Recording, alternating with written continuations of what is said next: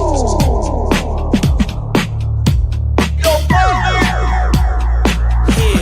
we go.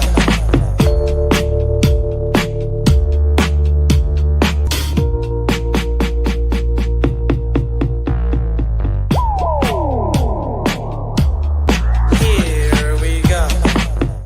Woo, baby. What's going on, kids? Hope everybody had a great weekend. We are now in the, I guess, Tony, we can say officially, we are in the holiday season. I think it's official. We got Thanksgiving in a couple of days. And just to greet you guys and kind of give you the roadmap for the week, it will be a little bit of a different week. We are going to obviously do a show today. We're going to do a show tomorrow. And then we're going to go dark Wednesday, Thursday, Friday. Everyone kind of, flee back to your neutral corner and enjoy. Oh, look at this, dude. Okay. Thank you, Tony. I like that, man. I didn't know This is StreamYard doing. Go back one. I like that one with the gold. Go back. Yeah. Dude, I like this guy. Leave this dude right there. I don't know, man. That's great. Hey, Creative Tony. Hey, Creative Tony and I had quite the eventful weekend. We were out at the Irish Cultural Center in the Sunset. Holy yes, dude. Holy yes. Tommy Peralta came, and we were, Tony, ringside, okay? Yes. Ringside for the San Francisco Fire Department boxing the San Francisco Police Department. They were like, yeah, there you go. Charity boxing, fights in the fog, man. What a great time. I want to thank the mayor's office. How about that? You want prestige? Tony, I'd like to thank the mayor's office, but I really would. I'd like to thank the mayor's office. I'd like to thank San Francisco's finest, the SFPD and the SF Fire Department. You guys are amazing. And they were just beating the holy hell out of each other, bout after bout, 3-round bouts. And Tony and I were right there broadcasting for the internet, and because I guess this thing was out on a YouTube channel, and we had a great time. So, Tony, we'll recap that. We'll talk about the Christmas party coming up for the PMP Familia on December 5th. That'll be a week from this Friday. We'll also have hot and sour updates. We got to set the stage for the Niners. And, Tony, right out of the gate today, we have what I'll call a very special guest, and I'm going to have you kind of help me set the table. And first, how's my man? How you doing, T? How was your weekend? How you doing overall? How's everything? I'm good, man. Yeah, it was a spirited weekend is a good way to put it. And I'd like to just say, Colts, what the hell? What the hell? Let me help you. Let me get Grodin involved in that to punctuate your point. I got Charles Grodin right here. What the hell? What the hell? Yeah. Yeah, exactly, dude. Up 20-9 and you lose the ball game. We can talk about that later on in the show. But yeah, the fight night was phenomenal in San Francisco. God, I think it was like 1,200 people there, sold out venue. And then I didn't know what I was walking into. I had no idea what I was getting myself into. What I envisioned in my mind was totally different. By the way, dude, Sunset's finest. You know what I mean? Oh, dude, if you're looking for the real San Francisco, by all means, head out to the Irish Cultural Center in the Sunset. There's the real San Francisco. Tony, holy yes. I was afraid of everybody in that room. Let me just tell you that right now. Every single man and woman in that room, I'm realizing, looking around, I'm like, every single one of these people could kick my ass if it comes down to it. So, Tony, I had appropriate fear at the Cultural Center. I'm just letting you know. 100%. And my brother-in-law had a great line. He said, dude, welcome to the safest place in San Francisco tonight, because literally all of law enforcement was basically in this room that night. But these guys would get into the ring and they'd want to tear each other's heads off because of the bragging rights that comes with beating your crosstown or your cross your fire department versus police department bragging rights, basically, is what it ends up being. And these guys would get in the ring and try and tear each other's heads off. And Paulie and I were doing the play-by-play. By the way, if you want to check it out, Fights in the Fog on YouTube. That's our YouTube channel. Fights in the Fog. You can check it out. Paulie and I did play-by-play. And we'll show a video later on in the show as well. And I want to say, Tony, not only did we do our first ever play-by-play commentary for a boxing match, multiple boxing matches, Creative Tony also got multiple rat references into the broadcast. At one point, Tony leaned over, and again, we had mics and headphones, and Tony goes, boy, that was some shot right between the eyes. Shout out Stephen Piercy. And we had all kinds of typical PMP references throughout. We had a great time. But anyway, that was awesome. Now, Tony, today, we're going to start the show a little bit in an unusual usual fashion, we generally like to bring guests in later in the show, but we have a VIP special guest today. We want to get to that gentleman nice and early, and that way we can set him free a little bit early as well. And speaking of setting free, final housekeeping thing, I have a hard out at 1:15 today, Tony. My services are needed at the Santa Rosa airport. Okay. I'm just throwing it out there. Yeah, my services, the limo services of Polymac are needed at the airport. So anyway, I'm out the door at 1:15. We're going to wrap it up a little early today. But in the meantime, Tony, set the stage. Let's talk about our special guest and let's welcome him. Well, yeah, and we got to give Carlos de la Fuente, our main man, Carlos de la Fuente, Los D from Flex Funding. We got to give him all the props in the world because this was his idea. Yeah. Excuse me. And he said, you know what? I know Don most personally. Would you guys like to have him on the show? If we can, he's coming to San Francisco this coming weekend for the Fan Expo San Francisco. And both Paulie and I jumped at the opportunity, like, hell yes, we'd love to talk to Don most. So we said, let's try and work it out. And Don was so gracious with his time. He said, yeah, I'm available. We could do something Monday. Here we are Monday. By the way, here we are Monday as the Niners are about to play the Panthers this Monday night. What an action-packed Monday. But it's like, you know what? Let's start the week off in style. Well, I was going to say, great job, T, setting the stage. So what we'll do is we'll talk to Don Most for a while. And if you're saying, who's Don Most? I know that name. Who is that? He's Ralph Malph from Happy Days, man. He's the great comic from Happy Days. So we're going to have him. He actually is involved in a singing career now. He has an event coming up in San Francisco. We want to talk about a Fan Expo event with Henry Winkler and other Happy Days kind of VIPs and Hall of Famers. So, but Tony, I wanted to let everybody know, after we say goodbye to Don Most, we will come back on and we're going to talk about Niners Carolina tonight. Set the stage for the Monday night game down at Levi Stadium. If you're going down there, have a great time, be safe. And in the meantime, Tony, if he's ready, I guess we'll open the door. Go ahead, buddy. Yeah, one last thing I also want to do, and we can reflect on this later on in the show, or maybe Don Most might have some thoughts on the passing of one of my all-time favorite musicians, Jimmy Cliff, passed away this morning. So I just want to say rest in peace, Jimmy Cliff, and thank you so much for the incredible music of that you gave to all of us for decades. Did you ever get a chance to see him live, Tony? I saw him at one of our K-Fog private events in that little tiny room with like 50 people, and he was incredible. He was just incredible. Huge. You want to talk about an infectious smile that just takes over a room. He walks into a room and the energy just rises. He just uplifts everybody just from walking into a room. It was incredible. I saw him, Tony. I saw Jimmy Cliff. Ready for this double bill? I mean, this is pretty incredible. I saw Jimmy Cliff and the Jerry Garcia Band at the Greek Theater in August of '89. And Jimmy Cliff came on stage with the Jerry Garcia Band, and they sang Under the Sun, Moon, and Stars. Ooh. And yeah, it was pretty amazing, I got to say. And also, Jerry covered a bunch of Jimmy Cliff songs. He covered Struggling Man, always one of my favorites. Dude, Struggling Man, who can't relate to that? Yeah. Struggling Man and Harder They Come, Harder They Fall. And then, of course, Under the Sun, Moon, and Stars. Yeah, rest in peace, Jimmy Cliff. That was a sad way to start the day. I saw the news too, Tony, and I know you're a big fan. So we dedicate the show to the memory of Jimmy Cliff, and all you Rasta boys and girls out there, you know how we do it, man. Just play the music. Keep those songs in the air. And speaking of songs in the air, let there be songs to fill the air. Tony, how about I rephrase that? Let there be Don Most songs to fill the air. And let's open the door and let him in. Let's meet Don Most, Tony. There he is, Don Most. Welcome to the show. Hey, Tony. Hey, Paulie. Great to see you, man. First of all, let me just compliment you. You look fantastic. Amazing. What is what's the secret, man? How do you stay so good looking, for real? Oh, I guess, doing what you love. I'm doing the music that I love, and I'm still doing a lot of acting.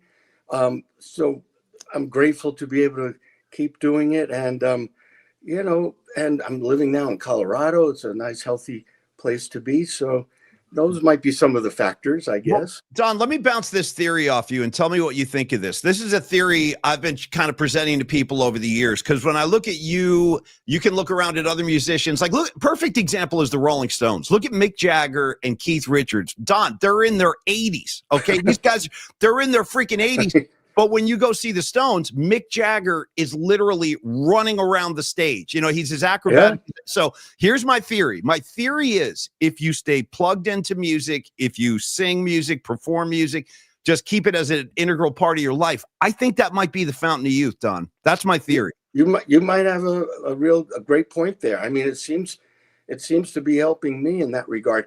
If you look at me, there are days, I wake up and and I feel my age, and I'm struggling to move in a nimble way, so to speak. Yeah. But then, you know, when I'm getting ready to do a show, and then I get on stage, it's like I'm, you know, 30 years younger all of a sudden. So I guess it's the adrenaline, but it's more than that. It's like you said, how music can affect you. You know, there's music therapy for people. I mean, it definitely has ties into things that I think more so than we even know about still, you know. And how long have you been? I mean, we'll talk about your TV career and your acting endeavors as well, Don. But I'm curious to know how long you've been involved in music and how long you've been performing. Well, the truth of the matter is, I was singing before I was acting. I was singing when I was 15 years old in an area of upstate New York, a resort area called the Catskill Mountains. Oh yeah, sure. And it was a big entertainment area, and I was singing in this nightclub review. I was 14, turning 15 that summer and we played all the hotels. So that was my first love, really. But then my focus really, I switched the next year. I really started getting into all the great movies. When I was 16, it was a renaissance time in the late 60s for films, and I became hooked. And then I started going to a different school for acting, and I put the music aside, knowing I'd get back to it one day. But then, you know, things got I got pretty busy with the acting, obviously. So it wasn't until, and I still did, I did musical theater, and I would perform, you know, at certain charity events or whatever. You know, I would sing, I would still do some singing. But it was about 10 years ago when I said, if I'm ever going to really get back to it in the way I've always wanted, I'd better start. And that's when I put a show together, and I started doing shows in LA in jazz clubs and New York jazz clubs and Chicago. And it was going great. So I just said, you know, if it's going, I'll just keep doing it. And I started doing in other parts of the country, and then got to record with an incredible producer and a big band, LA jazz musicians, top-notch guys. It's a CD called Demos Mostly Swinging, and it swings. And so that, and then I had a newer CD that I did in Nashville this time, and called New York High.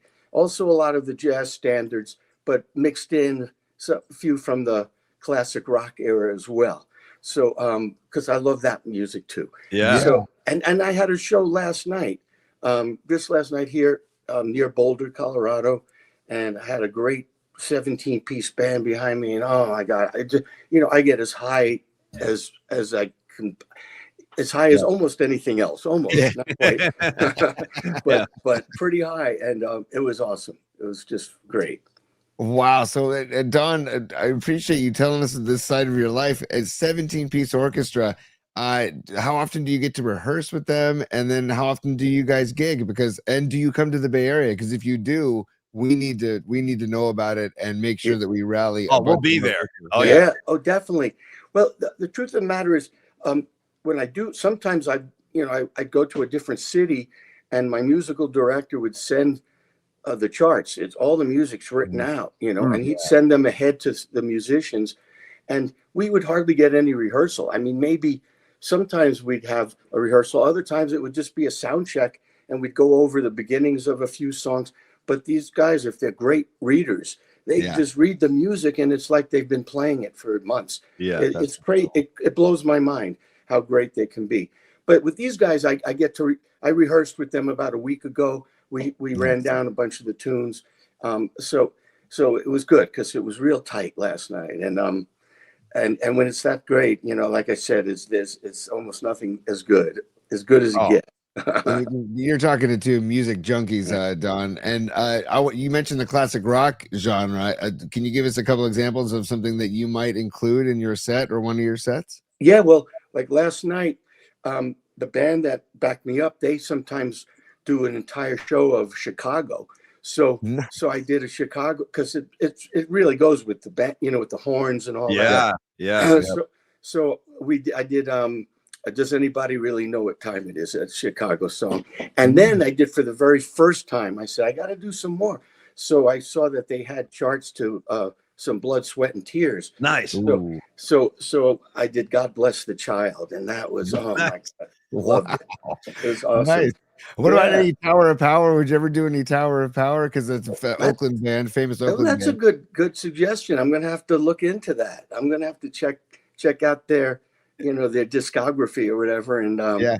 and see which ones hit me. That's a good So, idea. Tony, Nice. we have a couple. So, Don, we have some questions from the audience, but let me get one more question for Don first, and then we can throw to the super questions. But so there's thinking about your kind of artistic, development in your lifetime. So when you were a kid, so you were born in the 50s, and I have to think that you were right in the sweet spot, like when the Beatles hit America and Beatlemania. So I guess my question is, what was the first kind of music that really got a hold of you as a kid? Like what grabbed you where you were like, ooh, this is something I need to get involved with? Like, what was that? Well, the funny thing about it was it was the Great American Songbook. I saw the movie The Jolson Story when I was 9 years old, Yeah. and I went nuts over it. Watched it like 14 times because I lived in New York and they had $1 Million Movie on Channel 9. Yes. You could watch a movie twice every night during the week and 4 times Saturday, 4 times Sunday. Nice. So I watched it on a Tuesday night, and I was just totally captivated and like just crazy over it. And I watched it probably every time. And that's when I started listening on the radio to that kind of music. And I got a real education in the Great American Songbook with all the great, whether it be Sinatra or Nat King Cole and on Ella Fitzgerald and on and on. Yeah. I just loved that. And that's when I decided my parents got me to this school in New York where I learned, they taught that. And through that, I got picked to be part of that nightclub act. That's how that went down. But then I started, when I was in high school and especially in college, that's when I really started getting into, the music renaissance that was happening then too, in the, classic, what we call classic rock now, in the late 60s, early 70s. And so I love that music too. But the one that I really had passion for at the beginning was the music that I'm doing now. But that's why I'm integrating some classic rock, because, I love some of that music just almost as much, if not equal. Yeah. Nice, Don. Nice. Our guest is Don Most today. Tony, let's show Don some of the questions from the audience so he can answer their questions. Those super. Yeah, so Don, I was talking to you before the show about how, Paulie and I were radio lifers getting used to the visual medium, and what they can do, we can have a chat. Basically, the listeners and viewers can have a chat, and so they can add their own comments to the show. And so the first, we have a ton of comments going in. Carlos de la Fuente, as you know, Los D, he sends what's called a super comment, and he says, Don, you made us laugh and smile with your humor, and now you make us smile with your music. Thanks for making time for us, pal. Hope to see Morgan and you soon. So that's from Carlos de la Fuente. Oh, Carlos, thanks so much. I appreciate that. And really, we're looking forward to seeing you and Sonia very soon, hopefully. Yeah, Carlos de la Fuente, one of the greats. And he's basically, Don is on the show because of Carlos. This was Carlos's idea, and we said, heck yeah, we'd love to talk to Don. So following up on that, Don, we have we call her Patty from Napa. She's one of our dear friends and longtime listeners, and she says, welcome, Don. Don, you look great, and thank you, Los D. So that's from Patty from Napa. Thank you, Patty. Appreciate that. Thank you so much. Yeah, and then we have one of our dear friends. He calls himself NorCal Refrigeration, but his name is David Shanklin, and he has a question for you. He says, Don, he says, pinky or leather Tuscanero? There we go. These are the questions. Yeah. Leather. Yeah.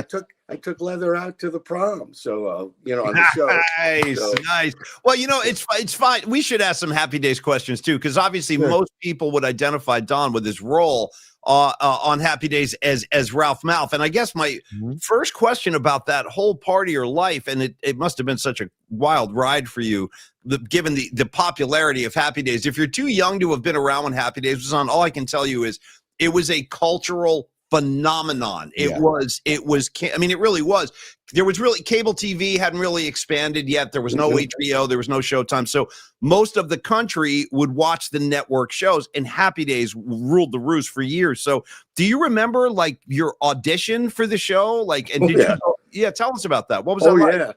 Yeah. I'd just come out, I'd been working in New York. After the singing, I was pursuing acting, and And I did a bunch of stuff in New York, a lot of commercials, mainly some small TV, because most of the TV and film was being done in LA at the time. So I went out there during the summer, right after my junior year, and I started getting some auditions, and I booked a couple of shows. Then I wound up staying out there for an extra 6 months, not going back for my senior year because things were going. And then I found out I had this audition for a new show about the 50s called Happy Days. And so I went in, met with two of the executive producers, and they called me back. And then I had to read Gary Marshall, who was our creator and exec producer, and a room full of about 10 other people, and I had to do a scene, and that went really well. And then they said, now you're going to do a screen test.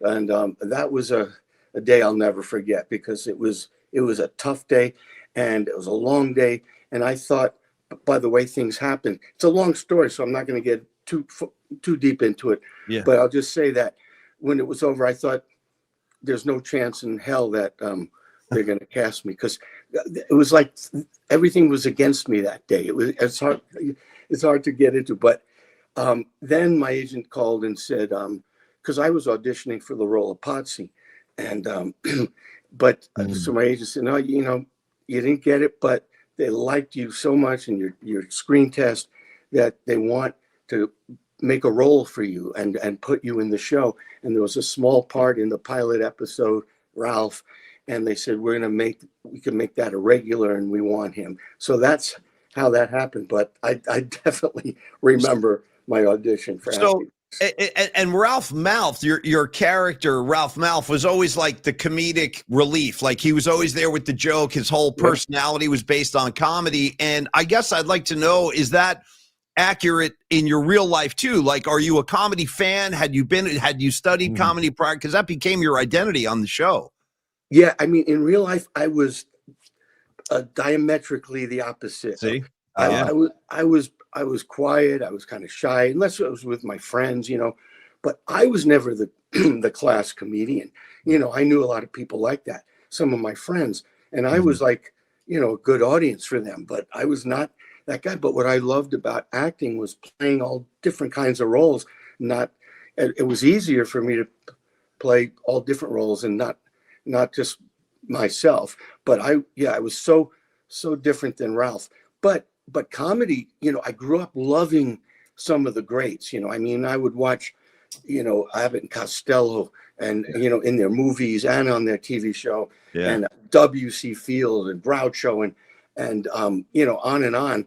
So I was a big fan of those guys. So I think I sort of by osmosis learned a lot about comedy timing without even knowing it.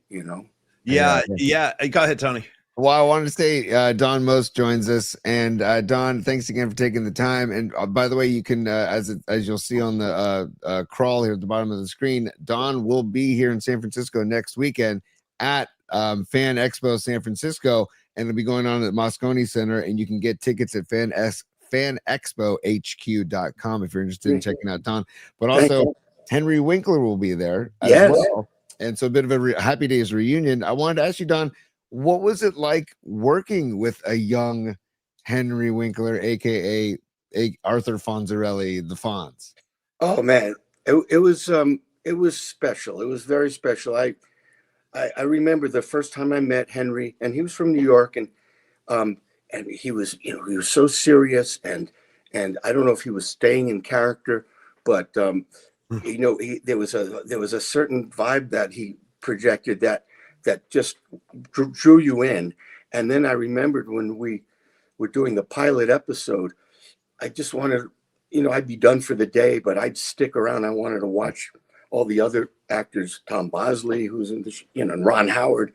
Yeah. And I watched Henry's scene, and there was this one scene where we all went nuts because he created a magical moment in that pilot.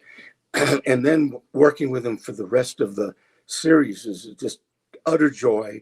I mean, we all got along. Excuse me. We got along so great, and we were a family. And to watch him create that character, he's wonderful, wonderful actor, and nothing like the Fonz. Again, that situation, nothing like the character. Yeah. So and just the same with Anson Williams is also going to be at FanX, and it'll be a great reunion. And we all, and Ron Howard, Tom Bosley, Marion Ross, and Aaron Moran, God bless. Yeah. Just an amazing cast. And behind the scenes, Gary Marshall and our director, Jerry Paris, who was a comic genius. He was the director on the old Dick Van Dyke Show, played the next door neighbor. And so we were so lucky. But I'm looking forward. I've been seeing Henry and Anson, and even Ron came to one of these events a few months ago. It was the four of us, and it was a blast. Oh, that must have been a hoot. Yeah. And real quick, Paulie, the family vibe really came through on screen. Just so you know, Don, for us viewers watching that show, you could tell that you all really did enjoy each other. But then you just brought up Anson Williams, aka Potsy, on Happy Days. And my question for you is, it's kind of a tongue-in-cheek one, but like Potsy did sang on the show, but like, did you ever talk to maybe the producers or the writers and say, hey, I'm a singer, get me singing on the show? Yeah. Absolutely, I did. Yeah. Absolutely. I tell this story every time I do a show, because I say people come up to me after I do my show and they go, my guy, we didn't know you could sing like this. Why didn't you sing more on the show? Why did Potsy get to do all the singing? They ask me that and then I tell the story. I don't know if I have time to tell the whole story, but I did have a meeting. I set up a meeting with Gary Marshall, my manager, and I went in and I went, I lobbied big time. I told him my background. I went into the whole thing and saying, band can have more than one singer. They could have two singers. I mean, not just backup singing, but do lead singing too. Sure. Yeah. And, and then, so in a nutshell, after I went into this whole spiel, he's behind this big desk and he's thinking about it. And then he says, I can't imitate Gary that great, but he goes, if I was putting on a show and I needed a juggler, I wouldn't need two jugglers. Yeah. So that was it. It was over. Case closed. He was saying, we had established Potsy as the singer. Ralph was more the comedic guy. He didn't want to mess with it. He didn't. So that, but then they let me, every once in a while they gave me, there was 2 or 3 shows where I actually sang a song, but it wasn't a rock song. It was it was usually something different. Yeah. But so I tell that story, and then I say, Gary's up there now going, I should have let him sing.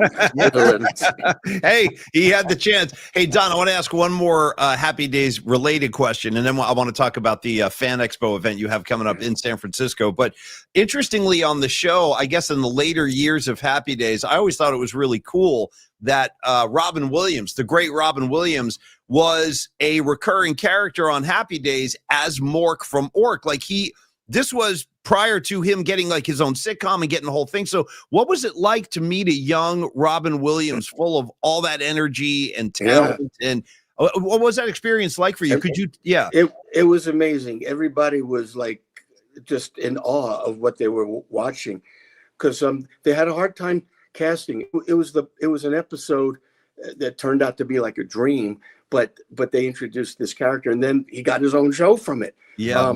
But with everybody, they had trouble casting it. We didn't like the script. We thought it was kind of stupid, but somebody had suggested Robin for the part because they were having trouble, and he came down and I remember walking in to the stage for the rehearsal, and they were in the middle of a scene, and people are like going, wait, do you see this guy? He's unbelievable. Because he was playing this guy from another planet, and Robin would ad lib and come up with all kinds of crazy stuff.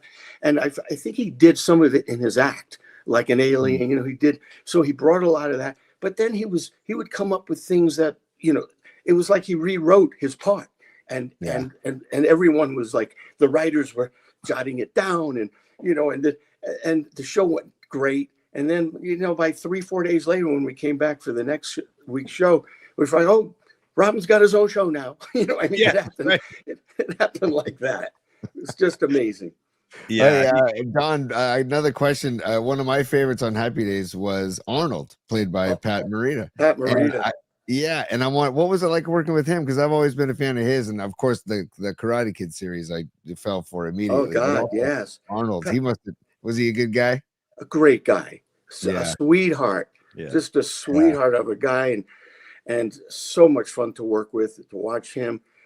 Yeah, Pat and I would sometimes, after the dress rehearsal, before we would do a show on Friday night, we would have dinner, and usually at the commissary, but sometimes we'd go. There was a restaurant right outside of Paramount Studios, and Pat would say, "Hey, you want to go, go for dinner?" So I'd go out to have dinner with Pat a few times, and oh man, I just loved it. And once in a while we might even have a shot or two, with dinner. Sure. And so it was great getting to know him off camera. But I was sad to see him, because he had his own show. He got offered his own show, so he was only with us, I don't know, was it 2 seasons? But then Al Molinaro came on, and Al was a sweetheart too. And wonderful. Yeah. No question. Well, Don, this is a great conversation, man. We do appreciate your time. But before we say goodbye today, let's tell the audience about what you have coming up in San Francisco for this Fan Expo. And like Tony said earlier, Henry Winkler will be there, Anson Williams. So a little reunion of sorts. Tell the audience about this. Yeah, it starts Friday, I think 4 p.m. There's going to be a whole bunch of other, celebrities, actors, and people that are, you'll know. And we'll be meeting people, taking selfies with them, signing, autographs, pictures, all that kind of stuff. And they might have some panels. Usually at these events they do, where be like a Q&A in a little theater setting. So it's usually a lot of fun, just a lot of fun. And so it's all through the weekend. But I think 4 p.m. on Friday. But I do want to quickly mention, people that also watch a new movie that I have out, and it's streaming on Amazon. Yeah. Completely different role. Completely based on a true story during the Prohibition in Michigan. Ooh. And there was a vicious mob that was controlling most of the liquor coming in from Canada.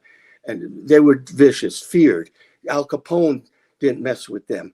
And it was a gang called the Purple Gang. Yeah. And it was a Jewish mob. And I play the head of the Jewish mob, Ray Bernstein. Nice. So it's so different. It's called Harson's Island Revenge. It just came out, a couple weeks ago, so people could check that out. How'd you like playing a mobster? You move over Tony Soprano, here comes Don Most. You know what I mean? Yeah, it's a eye opener. People are pretty surprised, but I've been getting great feedback, and I'm pretty excited about this one. Well, thanks, Don. We appreciate it, man. And we'll check the film out on Amazon. And also want to ask our audience to definitely go to the Moscone Center this weekend and support Don. Say hello to Don. Shake Henry Winkler's hand. And Tony, final thoughts, and then we'll let Don get on with his day. Go ahead, buddy. I just got to ask Don about one part of your career where you guested on Chips. Paulie and I are both big Chips fans. Oh, yeah. So what was it like working with those guys on Chips? Because I loved that show as well. And and I believe you played a role about like a rock and roller, right? It was I played a guy. It was sort of modeled after Kiss, I had all the the face makeup and a wig and this outfit, and it was a character called Moloch. That's right, Moloch. Yes, and it was like devil worship. I was singing a song about devil take me and all this.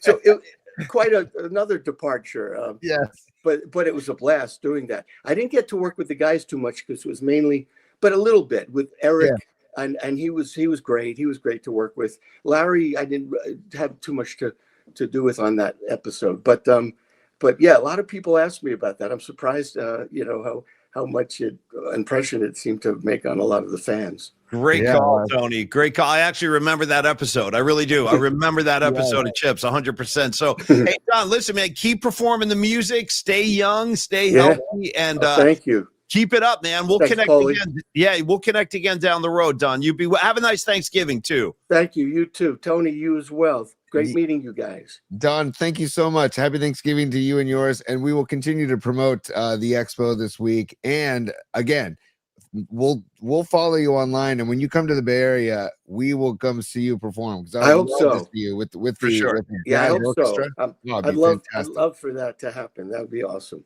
All right, Don. Great. Thank you God so bless, much. Don. Be Take well. care. Take care, my friend. You too, guys. All right, take man. care, There he goes. Don. Tom Most, everybody. What a great guy, man. I got to tell you, Tony, he looks amazing. I hope to even have like a percentage of his good looks when I get well, I'm not that far off. I shouldn't talk. I'm like a couple of years younger than him. Not much really. But anyway, he looks great. And what a cool conversation. I got to tell you, I don't want to like get too overly complimentary, but Tony, the magnitude of Happy Days when they were at their peak, it's hard for kids to understand today because there are no TV shows like that grab hold of the whole country. But Happy Days is one of those shows.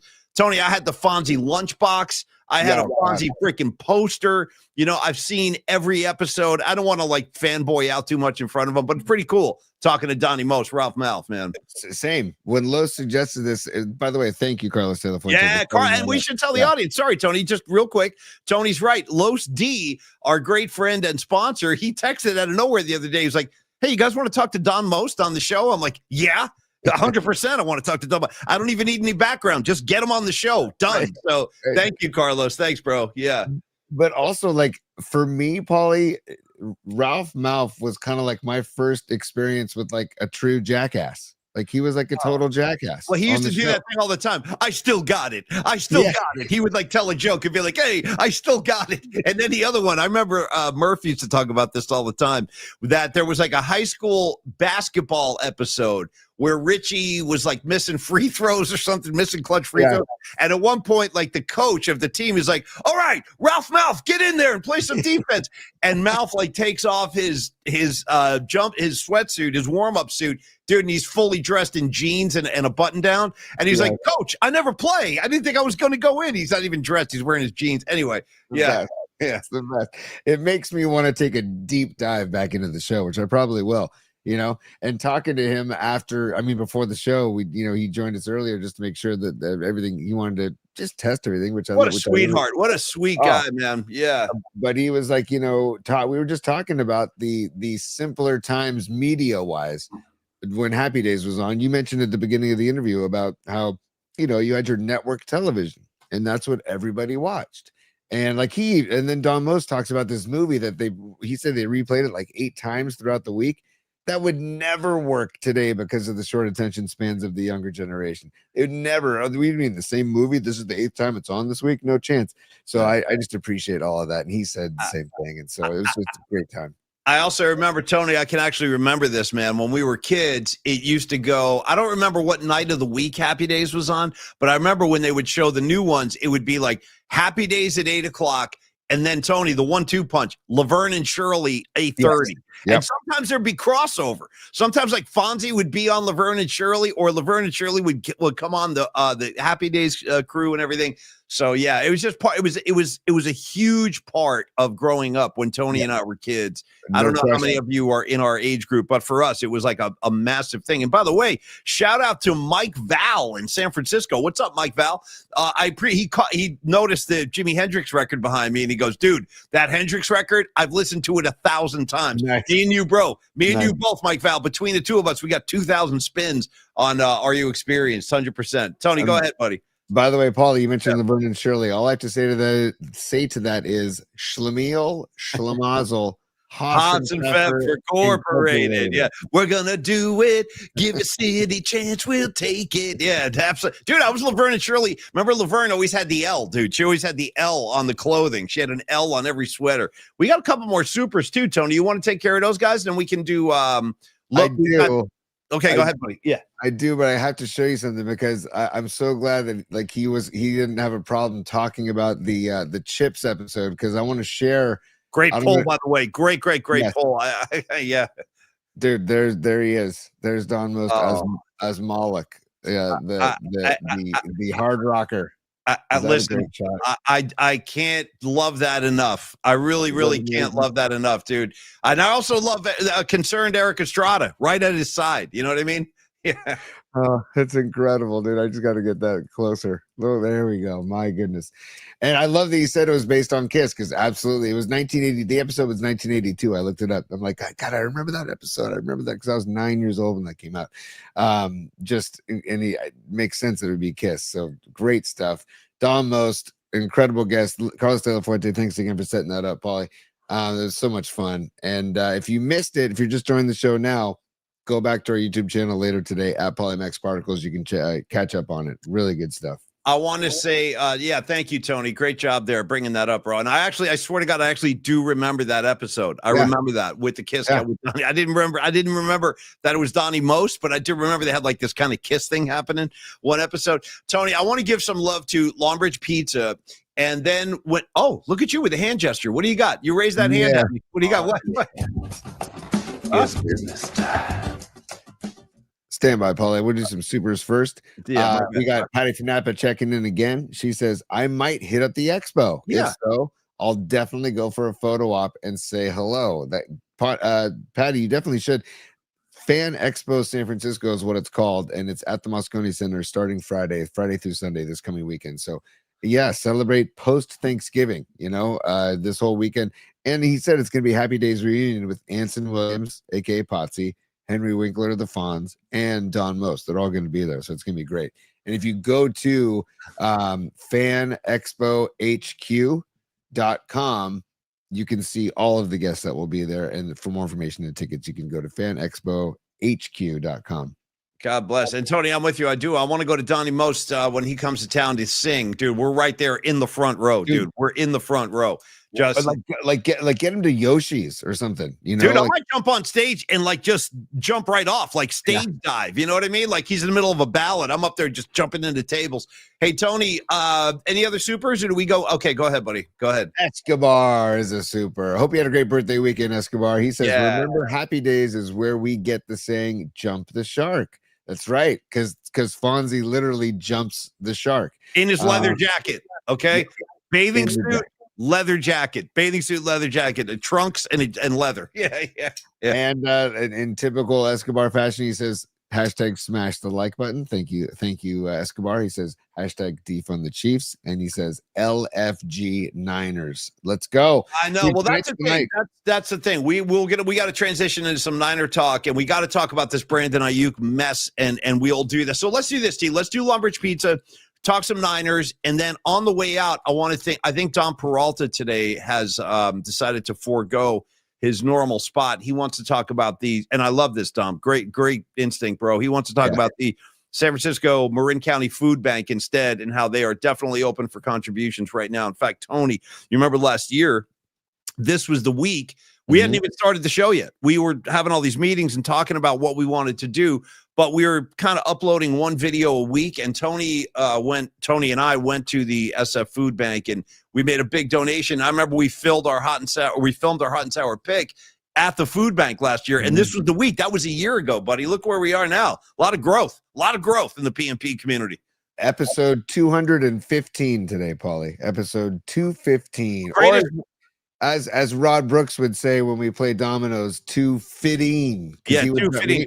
Whenever he scored 15 points, he'd slam his elbow on the table and then smack the domino down and say, that's fitting. And then, maybe a curse word. Fitting. Rod Brooks is a great follow on Twitter, by the way, too. You got to follow. Oh, by the way, dude, sorry. One last thing. Give me Aaron Kask real quick, and then we'll go. Okay, good. I was going to show you that. You saw that. You saw it. Okay. I'm sorry. You know what? I'm Tony. My bad. Stepping all over each other. Let me do the audio. Yeah, let me for the audio version only. Let me just read the super real quick. Aaron Kask is a super. He says, "Paulie, how did you like the no quarter cover? And has Aiyuk got himself on Mount Twatmore? Yeah, Mount Twatmore. Yeah. Yes. The answer to that question is pretty much yes. He has. Him and Waters are going to get along great. They can complain about all the things they hate and how they've been disparaged over the years. By the way, both of them, multimillionaires, okay? Yeah. Multimillionaires with multiple homes. I mean, life is really tough for these guys. I mean, that's what I hate, a disgruntled multimillionaire. Yeah. I've said this so many times. Tony, you throw me $7 million. First of all, I won't blow it. And second of all, I'll be the happiest guy you've ever seen. I wouldn't complain about a thing. I wouldn't complain about anything. Brandon, you can't stop complaining, and neither can Waters. Waters, we banished Waters. We banished them. What could Aiyuk's problem be? Hold on. Tony, put a pin in that while we take care of some business. Can I get you didn't answer Aaron Cass's question about Tool's cover of No Quarter. What did you think about Tool's cover of No Quarter? Dude, me and you both. I can't put a sentence together today either. What's going on? Is it like the after effects of the fights in the fog? I'm not sure. So. I've been having a rough morning, dude. A rough morning, bumping into walls and stuff. I don't know what's going on today. Why are we so dysfunctional? I lost my voice yesterday because you and I were screaming over the loud crowd for 3 straight hours at the SF Irish Cultural Center. I got to tell you something, dude. So Tony's not kidding, and I'm going to go. I'm going to answer Aaron Cass's question in a second. We're going to do Longbridge. We're going to talk Niners, Aiyuk, and we're going to do it all. But Tony, I didn't tell you this yet, man. So first of all, you sent me that link yesterday of the whole fight with our commentary. Dude, holy yes. Dude, I started listening to some of that. So the problem was I couldn't hear anything. I couldn't hear. It was so loud in there. And you were wearing headphones, and you still couldn't hear anything. Was mayhem in that room, dude. And by the way, the temperature in the room was probably like 110 degrees, dude. Yeah. People were going crazy. By the way, Tony and I were having a couple of cocktails on the mic. Shout out to Big Ed Ryan, by the way, man. Tony's dad came rolling up. I let me tell you how much I love Big Ed. First of all, he looks great. Him and Donnie Moat should have a handsome off. Like, who looks better? You know what I mean? Because Big Ed is looking amazing. Anyway, he came up and he gave me a Manhattan. He gave Tony a Manhattan. Now, Tony is like Mr. Manhattan. I'm not that big of a cocktail guy. I will enjoy one sometimes, but I said, the hell with it. I'm drinking this. So, dude, drinking my Manhattan, and just to be heard, I was screaming so loud. And when I went back to I started listening to some of our broadcasts yesterday while I was watching football, and I was like, oh my God, dude, we're screaming. Tony's like, well, that one, you're like, that shot right there, Paulie, as Stephen Piercy would say, that was right between the eyes. I'm like, oh, dude. So we're like screaming rat. I hope the police department is cool with our hijinks. Were they okay with everything? Yeah. Oh, dude, they loved it. Yeah. My brother-in-law, Rich Hunt, hat tip to Rich Hunt. He's the one who for the SFPD, he's set up the night with a bunch of other people's help as well, by the way. He's Tony's sister Alyssa. I got Marcoletti coming out. By the way, the mug of a Marcoletti. I haven't seen his face until I'm a fan of the Marcoletti face, who is now not coaching at SI. I always forget. What is he doing? No, he's coaching his girls in grammar school right now, but he coached at SI for a long time, basketball, and then he coached at San Francisco City College of San Francisco for a while too. Marcoletti, this is Rob Marcoletti. He just got a grill on him, dude. He's got like a real San Francisco Irish kind of sunset. Well, I guess he's Italian though too, but he's got one of the all-time great faces. Okay, Aaron Cass. You want to know if I love that No Quarter, dude? I loved it. I listened to it twice. I listened to it right after the show, and I was making lunch, and I listened to it again on Saturday, and I liked it a lot. And I pulled it off of YouTube, and the YouTube version I found, somebody made some like artwork to accompany the song. So there were like all these spacey like landscapes and stuff. So I enjoyed it a lot. And I wanted to say, Aaron, you were great, dude. You were great on the show with us on Friday. So thanks for coming on. Thanks for supporting the show. And then literally, thank you for educating me on Tool. Like I said, they were a band that was always kind of out of my it was just like nobody ever like brought me to Tool, and I never found them on my own. Like I certainly was aware of them, and what I knew about Tool was they were great musicians, and that they were kind of like culty, kind of like Rush almost. Like, you know, they're not ultra mainstream, but they sell out arenas on their own because their fans are so loyal. So Aaron, you were awesome, man, and thank you for the time. How about you, T? What did you think of our guest music sponsor host on Friday, Aaron Cass?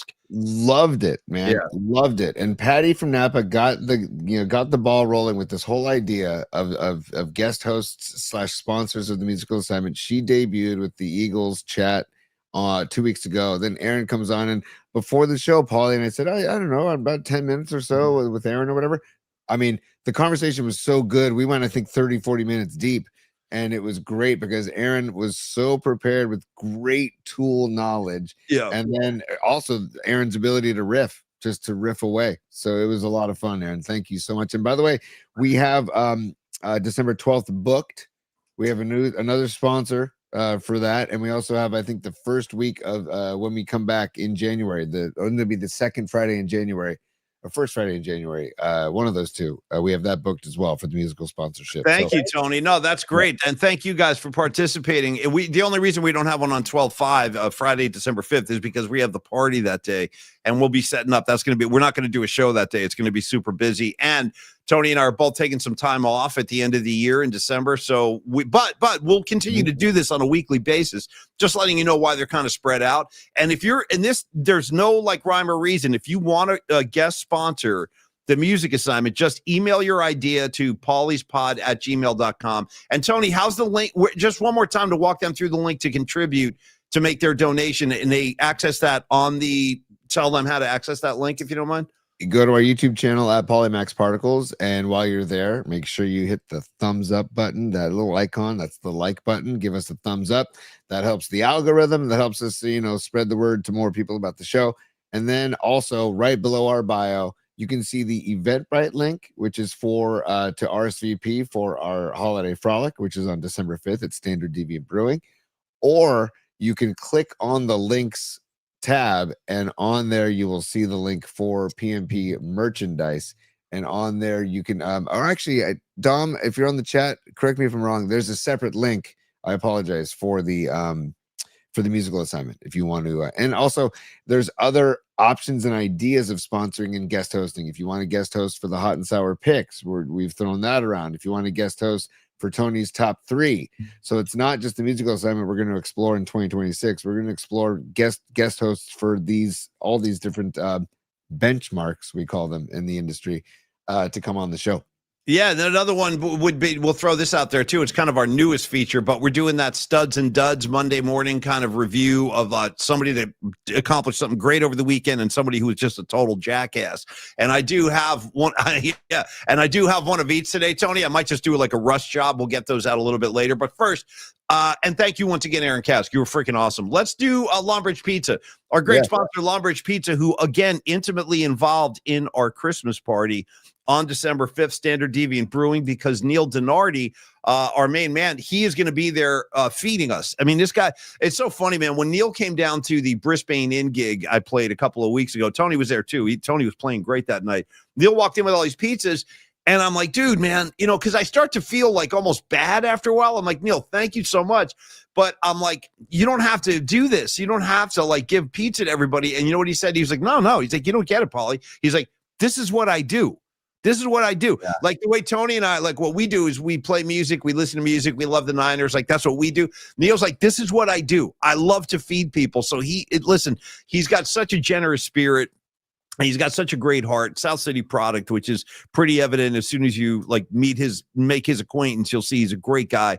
And that's why they've set up this whole vibe down at Longbridge Pizza, 2347 3rd Street. It's the laid back vibe and the serious pizza. The combination of the two gets you in a really good spot. Greatest playlist you're ever going to hear of any musical accompaniment while you're having a meal is also at Longbridge Pizza, courtesy of Steven. You got Andre down there, the whole gang, Andrew Markoulis. These are just great people. We've gotten to know them over this first year of Polymac Particles, and I can't say enough good things. Where we have the broadcast with Tom Tolbert and Rod Brooks, myself, Creative Tony, that back room there, they can accommodate private parties and private groups. So if you like doing the whole CYO basketball thing, or you're coaching and you're like, where do I bring these kids?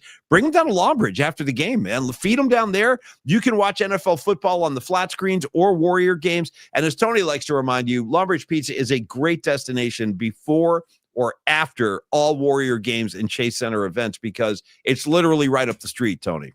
Totally. And tomorrow, they're closed today.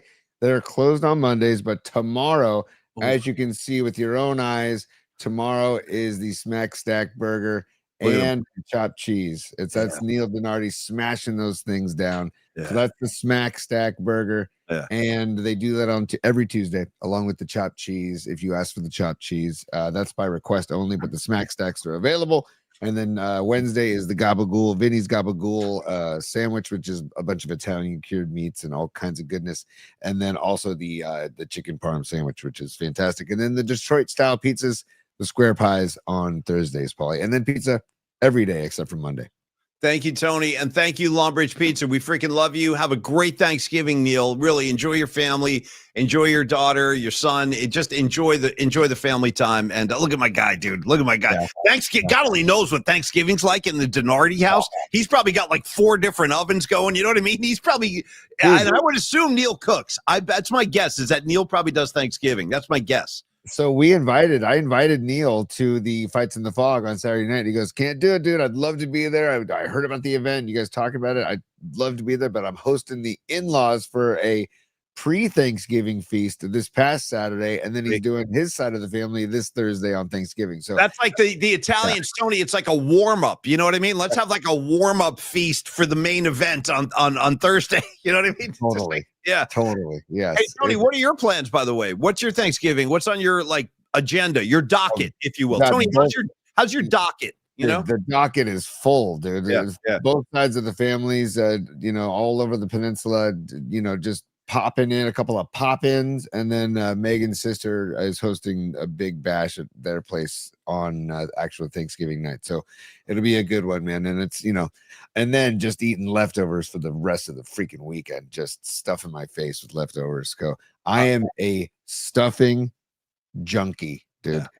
Give me more and more stuffing. Just shout out Black Flag. Gimme some more. Yeah. That's But Tony also, with the stuffing. Yeah, gimme.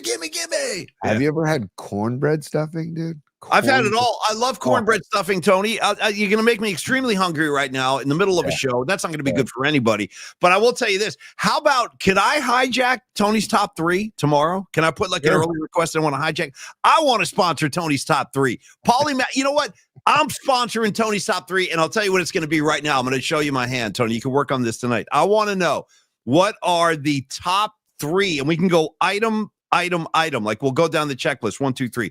Your top 3 items, food items you find on the Thanksgiving table. That's the top 3 tomorrow. Okay. In order of greatness. Like, let's go reverse order. 3, 2, 1. Obviously, the bird will be a big one for most people, but you never know. That's why we're going to do this. Could be sweet potatoes, could be stuffing, like Tony said, maybe cornbread stuffing. You know what I like about stuffing, Tony, is that everyone has like their own little variations on it. Yes. Like everyone's got their little signature thing. My mom, let me tell you what my mom. So I'm going up to my mom's house. God bless her, on Thanksgiving. She's having the party up there. So my mom has been doing this her whole life. I don't know a lot of other people that do this, but she does. And Mom, do it again, because I freaking love this. I can't wait to eat this. She makes stuffing, and one of the little ingredients she throws in there are raisins. Raisins. Yeah. I'm saying, I'm just throwing it. Yeah. A couple of raisins in there. I know sausage is like sliced sausage is a big one too. You mix that in, but I'm telling you, the raisins are like my mom's little trademark. And once you eat them like that, you're gonna want to keep having the raisins. I'm just telling you. Yeah. Right. And I don't disagree with that move at all. And I gotta give love to my brother-in-law, Jeff, Megan's brother-in-law. He deep fries the turkey in peanut oil, dude. So deep frying turkey in the peanut oil. Let me ask you a quick question. Okay. Sure. Now, Tony, I saw you go, because you have been raving about the deep fried turkey for a long time. And I've never tried one, only because I've never been to a Thanksgiving where somebody's deep frying a turkey, but I would love that. Why does the peanut oil, does that affect, I assume that affects the flavor overall? Dude, yes, the peanut oil is the best flavor, and it's the healthiest too option as well. And it's just the most flavor and the most healthiest, or the healthiest, excuse me. And once you go that route, it's hard to have a turkey any other way, because you have it, and the skin is crisp, and it's not crisp like a Christmas Vacation crisp, like remember when Clark bites it, the skin of the turkey, and it like snaps off in his mouth. I've always been confused by that. What is he biting in that scene? What is that? That's the skin of the turkey. Yeah, it's like a potato chip. It like crunches when he eats it. Yeah. Well, because it was destroyed in the oven. It was basically destroyed in the oven. But the deep fry, you got to be careful though, man, because there's a lot of flame around there and oil, and you got to be careful. You got to wear gloves. People have burned down their houses doing this. Like, people are getting drunk and they're like trying to deep fry in the driveway. Next thing you know, like your redwood tree's on fire. You know what I mean? Like, totally. I'm not even kidding. I hear there's a lot of mishaps. It's a busy day for the fire department. Yeah. You're talking propane. You're talking, a long coiled tube, basically, that goes to the the flame, and then the stand, and then the big huge vat where you dunk, and you gotta have hooks in the turkey and multiple hooks. And You got hooked. dude, and I was talking to somebody, a dear friend, and he was Dude, dude, seriously, hooks. you gotta have hooks, because that's how you lower it down and then pick it back up, you know. What, like, what? Are you like lowering this thing down like with chain, like ropes, like, or how do you like? You got a guy with a rope. No, you hook it on both sides and you lower it down. Lower the And bird. Let's go. Like, you know, the construction site. All right, let's go. Lower the bird. Yeah, screaming. Yeah, yeah. Totally, dude. Yeah. It's I mean, but once you go that route, man, it's tough to go back, because it's, oh man. And what's the tube for? Wait, you mentioned a No, tube. that's the coiled, that's like the coiled tube from the propane tank to the flame. Don't your Vermont friends have a tune called Tube? Oh, they do. It's one of their funkier ones, man. Okay. I love a good tube, And I'll if you ever, surprise Tony with some songs. I'll surprise you with some songs. I'll throw a tube at you and see what you got. anytime they want to jam out tube, look out, man, because it's going to be a fun one, because that's a boogie. That song is. Everybody is watching this show today. Do yourself a favor. Go just Google Fish Tube, PHISH, by the way. And if you can't do that, just do what Rags is saying. Just go to Spotify and search the Tubes, and then listen to She's a Beauty. Great track, by the way. Great track.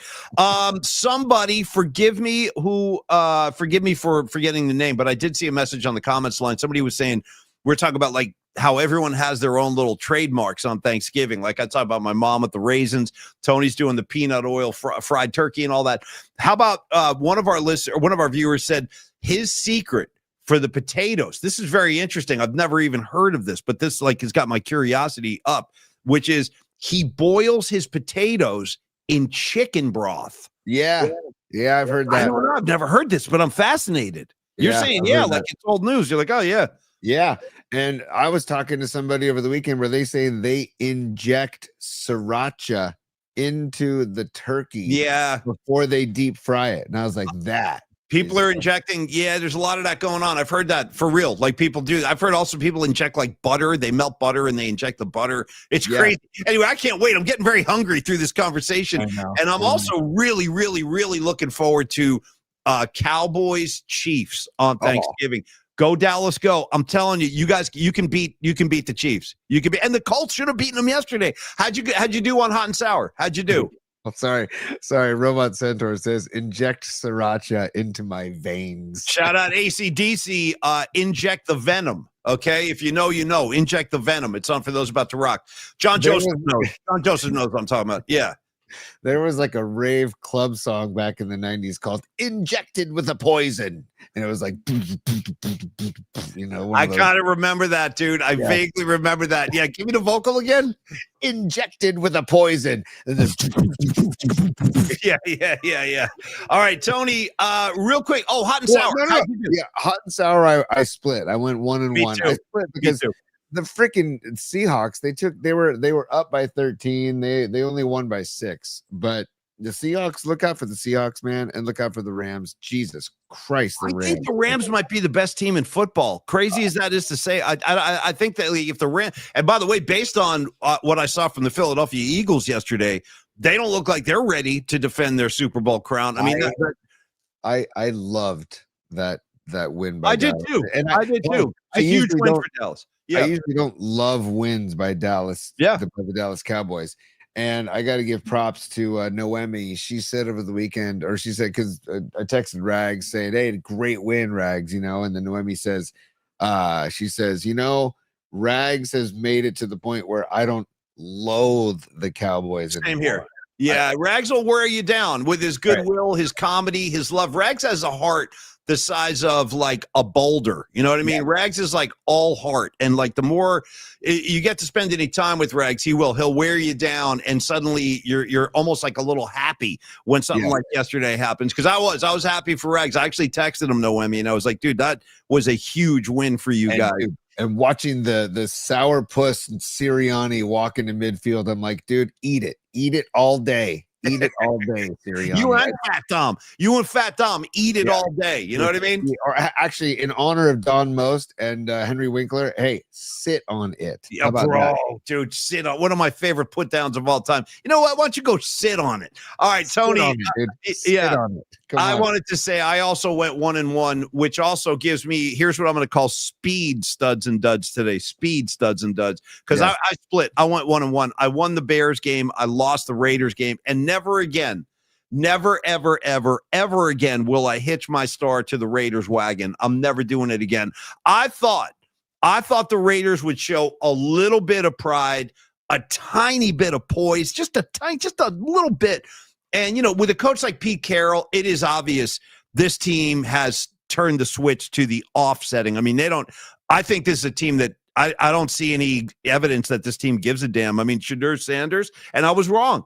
I want to apologize to this kid. I was wrong about Shedeur Sanders. I didn't think he was ready. I didn't think he was ready, and I thought the Raiders would be so pissed after they got embarrassed last week, but I was wrong. You know what? Shedeur Sanders rolls out there. Pretty nice debut for a first game in the NFL, first start. He went 11-20.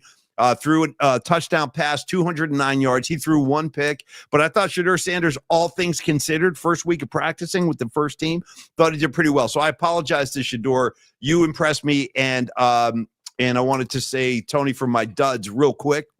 And by the way, the Raiders are so bad. Bye-bye, Chip Kelly.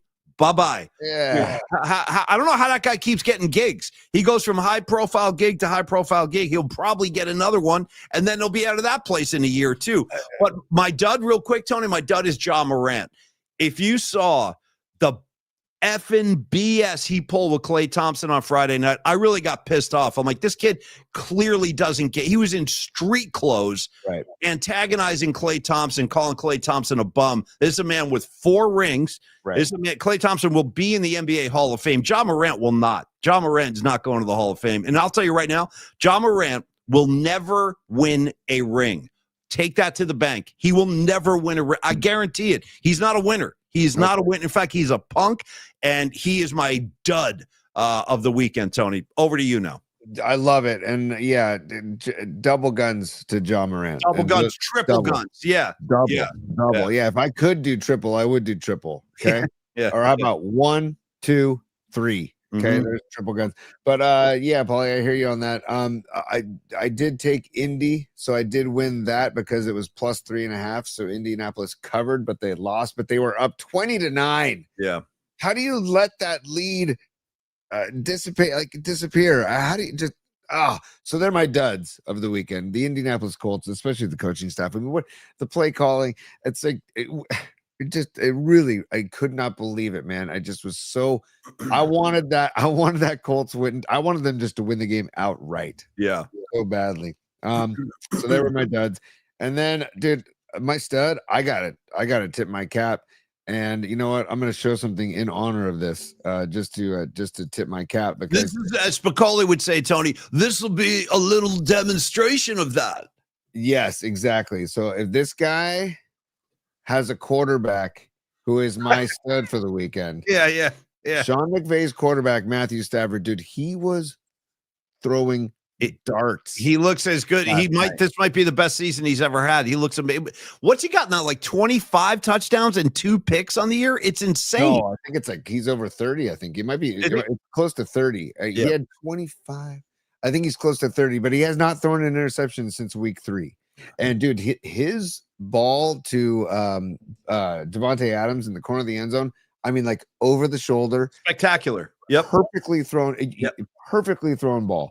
Yep. And then again, dude, I got to give kudos to the O-line of the Rams, giving Stafford all freaking day. Yeah, there were a couple of dropbacks. He had like 4 seconds to just sit back there and get comfortable and just check down. And you can't do that with Matt Stafford. You can't give him that much time. He will destroy you. He will carve you up. Tony, great call. No, Matt Stafford he's probably going to win the MVP. Right now, he is out in front to win the MVP award, and it's deserved. And the Rams, I think the Rams might be on their way to something special. I do. Oh God, Much as it pains me to say that. Did you see McVay after the game, dude? Did you see his presser last night? McVay, you see him? No, I just was thinking of this all weekend, so I didn't see the.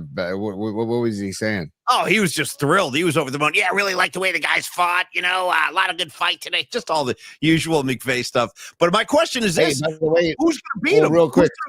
Sorry. Well, no, Scarlet Fire asking on the chat. It's not my stud is not Jahmyr Gibbs. Jahmyr Gibbs went off, and I was debating Gibbs or Stafford, but Stafford just looked so good last night. His passes were so crisp, and they were darts. So, but Gibbs, 15 carries, 219 with 2 TDs, dude. In one of those runs, he just took off, and nobody could catch him. It's like, look at this guy just getting into it like a sixth gear, 6th speed. So the Lions, I mean, they squeaked out that win, but the Lions are going to be there. I feel, dude, and your Patriots, Paulie, your freaking Patriots. My Patriots are going to be there too. But my question is, in the NFC, who's going to beat this Rams team? Honestly, I don't think there's anybody out there that can. If the Rams continue to play at this level, I don't know who's going to beat them. I just don't.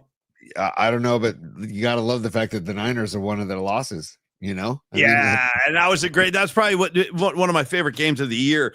Then watching it with Brent Jones and Brian Young certainly didn't help. All right, here it hurt. Tony, here's the thing. I'm on the clock. I have to drive to the airport. So here's what I want to do.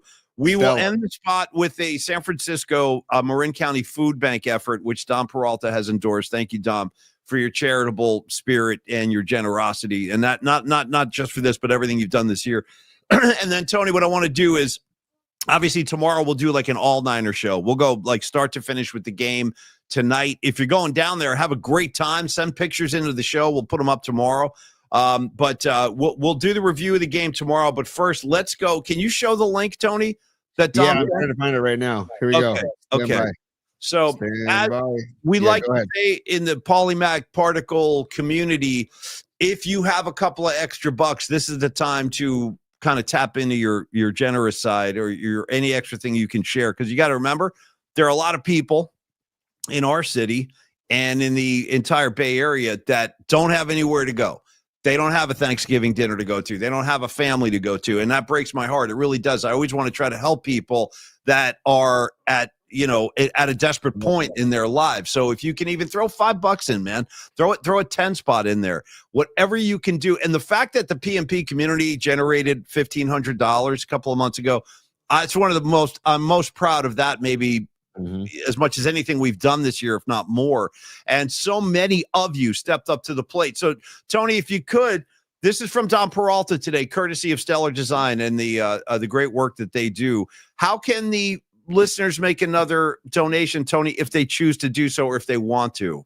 So this link is also at our links page on our YouTube channel at Polymax Particles. If you go to at Polymax Particles on YouTube, please click the like button and get that algorithm going, and then click the links tab, and you will see this as one of the links where you can click on it and make any donation, whether it's $5 or $50 or whatever, anything you can muster. Doesn't matter the amount, whatever you can muster, just to give back in the holidays, because like you said, Paulie, we don't want to have anybody hungry. And I love the work that these food banks do, and it's a lot of work, by the way. They're working crazy hours. They're working on the actual holidays to make sure that people get food. And so we want to help in that effort, and you guys have all helped in that effort so far. But if you could, during the holidays, doesn't have to be today, but anytime between now and the rest of the year. And Dom Peralta on the chat said he's working with the SF Marin Food Bank to see if they'll match our donations for the rest of the year, which they matched our donations. They don't. I think they did a 3-time match for this first drive that we did earlier this year. Yeah, that's right. Yeah, but Dom's working with them to see if they can do any kind of match for the rest of the year. So we'll keep you posted on that. But if it's on the links tab, you can find it there and make a donation if you can. Yeah, man, that's all. Thank you, Tony. Perfectly said. And thank you guys. Thanks to everybody in the PMP familia, the PMP army. You guys I've said this so many times, and I mean it with sincerity every time. You guys are the best audience in the Bay Area. That's across the board.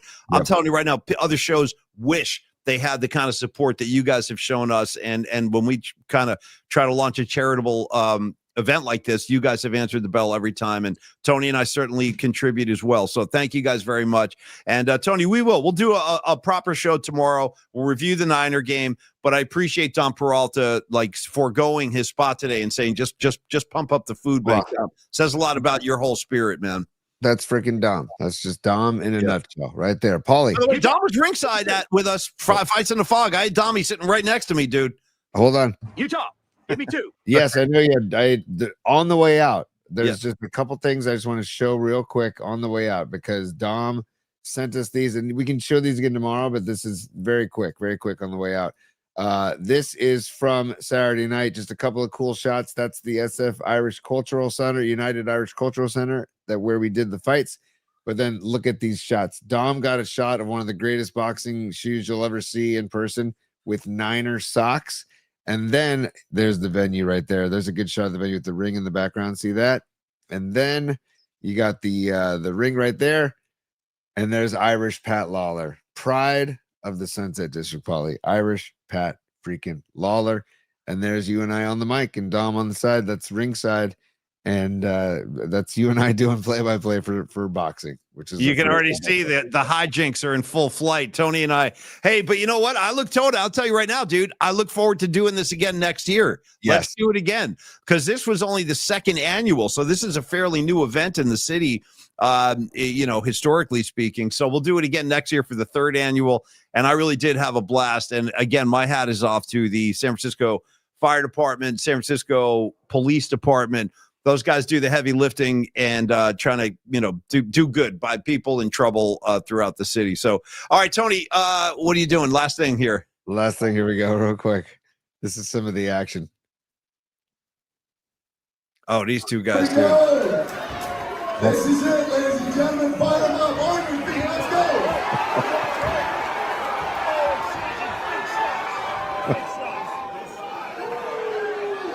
Yeah.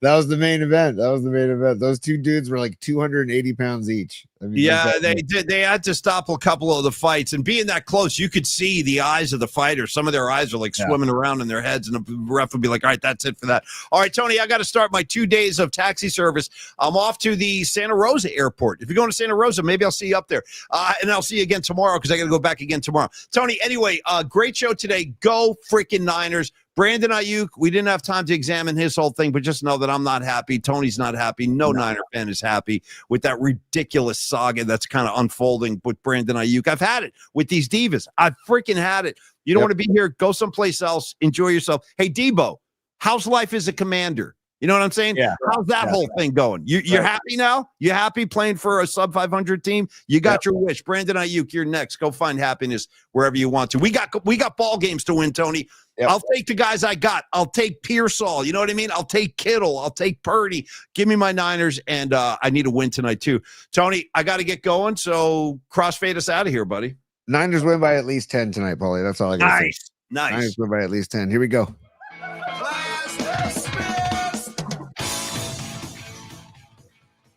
Business hours are over, baby. It's business. It's business time. Oh, that was a reprise of Class Dismissed for a second. Wrong button. But Paulie, I also want to thank Don Most for joining us today. Incredible guest hit from Don Most, a.k.a. Ralph Malf. Check him out at the Fan Expo San Francisco, fanexpohq.com if you're interested in going. Lots of good guests are going to be there all weekend long. But Henry Winkler, Anson Williams, Don Most will all be there for Happy Days reunion. And thank you to Carlos de la Fuente, Los D, for setting up that interview. It was great stuff.